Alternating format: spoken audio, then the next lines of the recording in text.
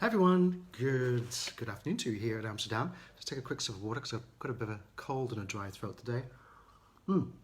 But today, it's all about how to deal with setbacks. And this is a really important one because I want to share with you three things that have happened this week to me in my business that didn't go as expected and ultimately were kind of setbacks that I want to share with you today. Again, in the spirit of courage, which is today's theme.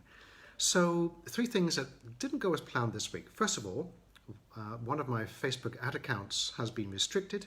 There was a problem around the payment and payment method that we were using, and I hadn't updated the details, and the Facebook algorithm decided just to restrict access to it. And there was an initial kind of panic, because what's happening with the Facebook ads, and will I be able to do these? Hi Z, I'd love to see you here.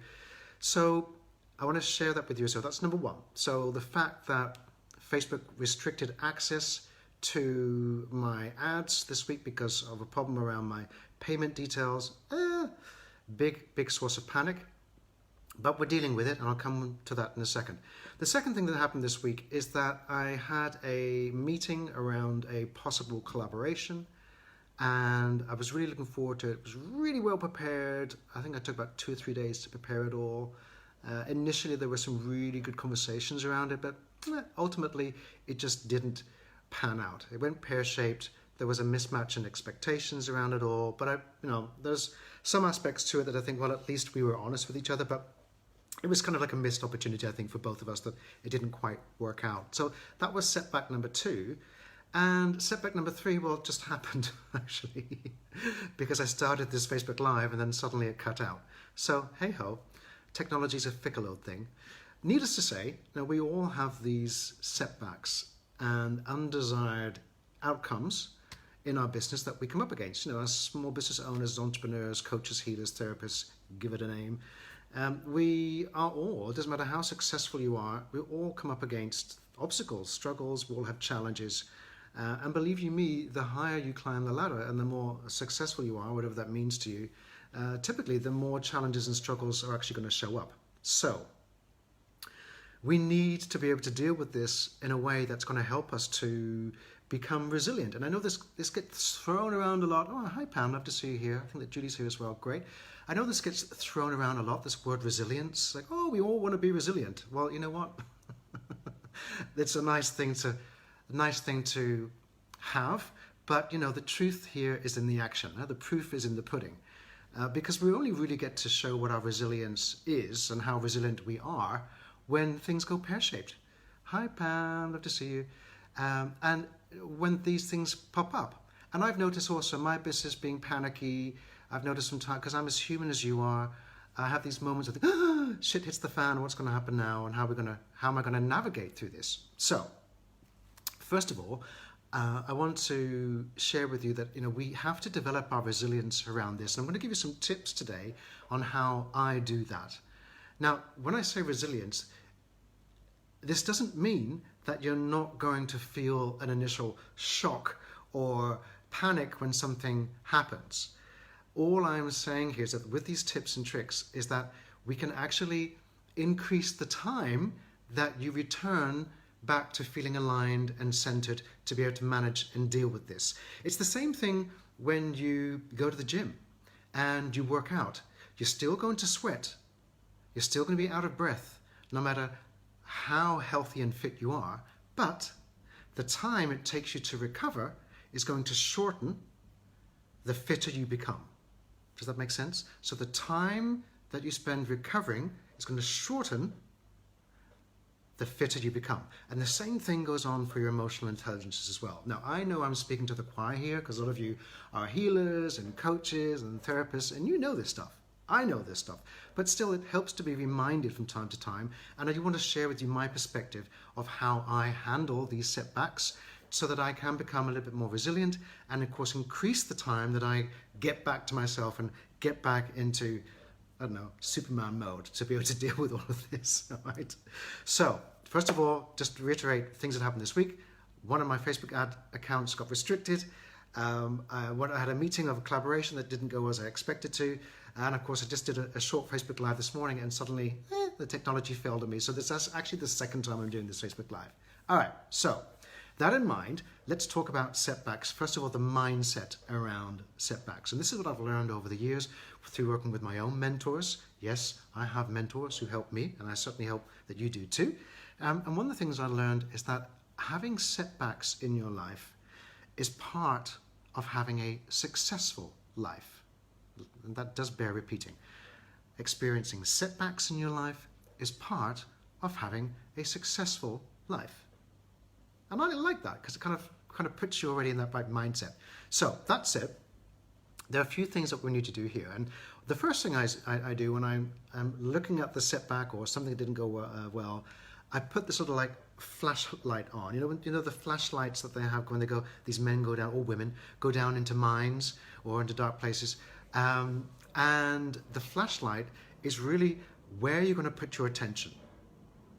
And what I like about this flashlight analogy or metaphor is that it tunes us in to focusing externally on what we can do about it. All right? So not internal, like, oh, I'm not good enough, and I'm not a bad person because look at this setback and look what's happened to me, and oh boo-hoo-hoo, and I'm a victim. Having this little, which is okay, but you don't want to sit there too long. But having this flashlight on allows you then to focus on externally into what's going on and get into that mood and that modus of troubleshooting. All right. So for me, setback, when it occurs, is a trigger to get into troubleshooter mode. And not into victim mode, not into I'm not good enough mode, not into doubting myself, but hey, you know what? This setback is asking me to step up, bring my A game, get into troubleshooter mode, find out what the heck's going on, and come up with some possible solutions. So, flashlight, troubleshooter mode. Bum, bum, bum.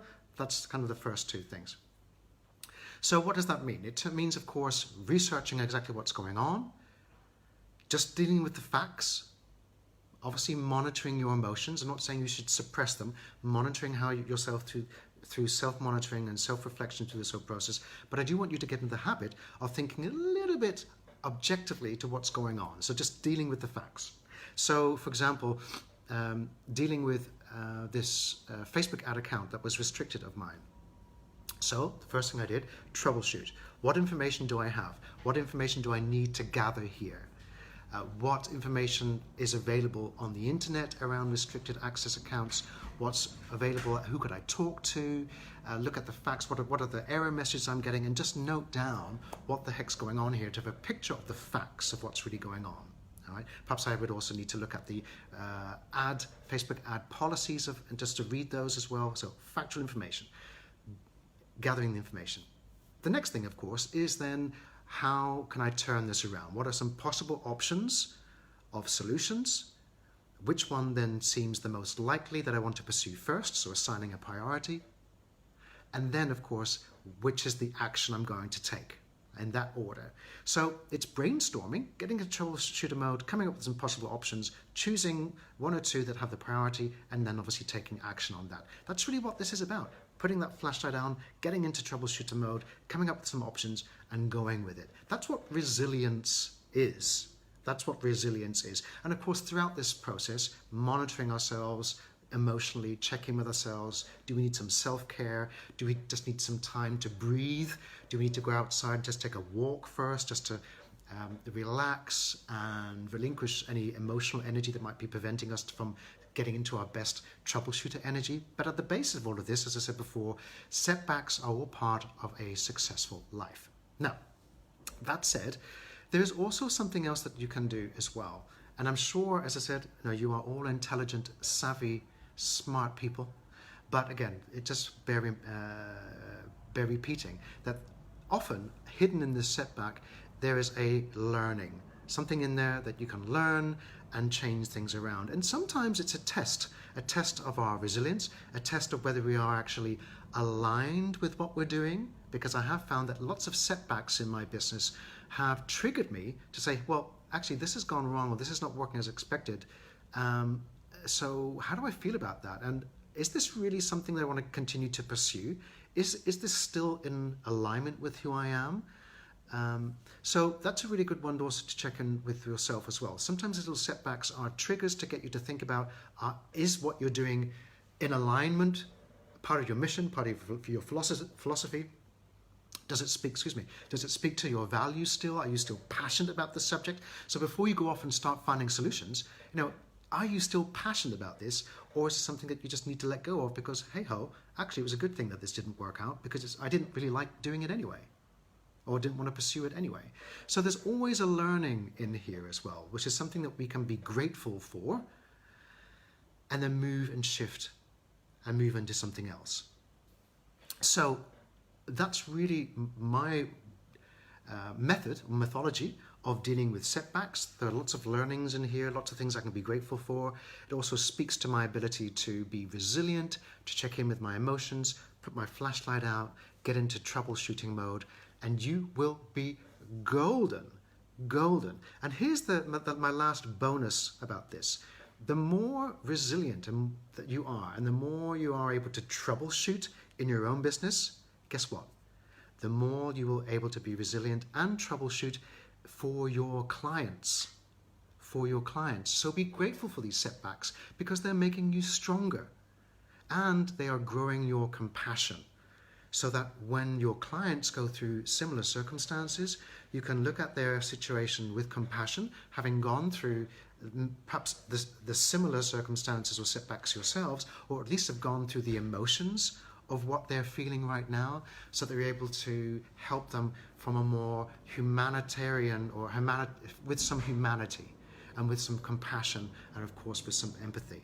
All right? So setbacks, all good, all good. As long as you check in with yourself, as long as you stay in troubleshooting mode, because that troubleshooting mode in particular is going to help you to grow your self-esteem, to ensure that you still maintain a sense of capability and ability to find a solution and turn this around. So all of these things are great. And also, write these setbacks down, because I know we've got a couple of authors now watching this live, and Pam's just recently launched a book, fantastic. All of these setbacks, all of these undesired or unexpected outcomes make fantastic metaphors in your books, at your speaking events, even in your marketing, online or offline. All right? So if everything was plain sailing, if you're doing everything just right, well, pretty boring. People like to hear your journey. They like to hear what you've been through, what really stank, what your struggles were, what your challenges were, and of course, how you overcome all of those things. Why do people want to hear about your setbacks and how you overcame things? Because people like to be inspired by your journey, by what you were able to achieve, having been through what you've been through, having witnessed what you've witnessed, having felt what you felt, having being held back or holding yourself back, how you still stepped up, brought your A game, brought your best self to overcome all of these setbacks as well. Anyway, I do feel a little bit that I'm falling into repetition here, but it's okay. This happens. My intention here, as always, is to inspire you by pulling back the curtain on some of the setbacks that have happened in my business this week, and I've just bared all on that. If you're just watching or joining us live now, after this, go back and watch, of course, the entire video, which is great too. Hi, Vanessa, love to see you here, where I have at the beginning of this Facebook Live, I just reviewed a couple of setbacks, three step backs I've had this week that have really tested my resilience, really helped me to tap into my capability and my troubleshooting mode, and I invite you to do exactly the same as well. So if you're watching this live, go back to the beginning. If you're watching the replay, love to see you here as well. As always, I have a challenge for you as well, because it's one thing to tune in and listen to my setbacks and process that. However, you're going to get extra brownie points if you are brave enough and courageous enough to go down to the comments and share one setback that happened to you this week. All right? Just one setback. And of course, how you felt about it, how you overcame it. Perhaps you have some of your own setbacks or your own methods to deal with setbacks and how you turn things around, or perhaps struggle with that. Let's just have an open and honest conversation about it. I certainly have done my best today to be open and honest with you as well, but you know what? As you know, we only really learn from each other when we're open and authentic and vulnerable enough to share these types of things. So, brownie points for being brave enough to post a sentence or two in the comments below of something you've struggled with this week, that you found a challenge, and perhaps some of the steps that you took to overcome it, to inspire the rest of us to do the same as well. That's the power of a group. That's the power of collaborating with each other. Zeenat, you say thank you for sharing. Well, thank you for being here. It's always a pleasure to show up in this group. As you see, I do a couple of lives here from time to time. And I do post a lot of things on my YouTube, a lot of these videos on my YouTube channel, Carl Brooks, so subscribe to that if you wish as well. Love to see you. Have a wonderful weekend, a resilient, strong, troubleshooting weekend. If you're inspired by this, let me just take a quick sip of water before we say goodbye.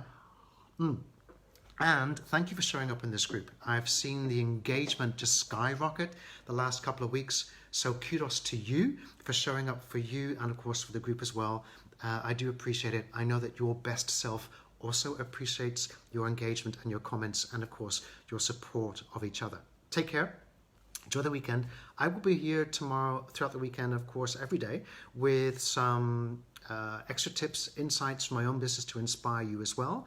And Zeenat is already sharing, I see in the comments that she had a setback with some technical issues during the Facebook Live twice this week. Made me feel unprofessional, but talked myself through it. Great, Zeenat, thank you for sharing that. I appreciate it. And yes, you know, we all have these technical issues from time to time. I had one this morning as well, also doing a Facebook Live. It happens. I'm so happy to hear that you got through it anyway. So anyway, have a wonderful weekend. Continue to inspire one another. You guys rock. Take care. See you soon.